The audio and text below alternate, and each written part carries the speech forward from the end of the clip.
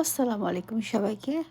যে যেখান থেকে আমার এই ভিডিও দেখছেন সবার জন্য রইল আবার অনেক অনেক আন্তরিকভাবে শুভেচ্ছা।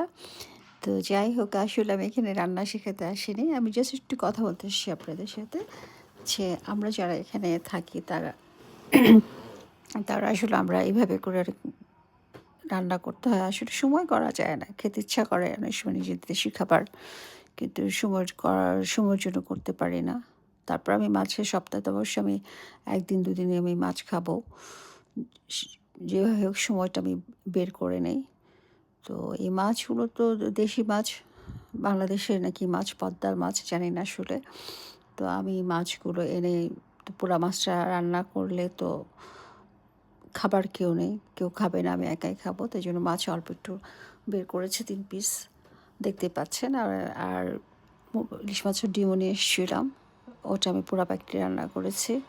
তো আসলে আমার যেভাবে মনে হবে সেভাবে রান্না করি। আমার রান্নার জন্য কোনো এক্সট্রা কোনো কিছু নাই যে আমি এভাবে রান্না করব বা ওইভাবে এই রেসিপিতে ওই রেসিপিতে, এগুলো আমার কিছু নাই। আমার যখন যেভাবে মনে হবে আমি সেভাবে রান্না করে উঠি। কারণ রান্না করে ওঠা তো অনেক বিরাট ব্যাপার এই অল্প সময়ের মধ্যে।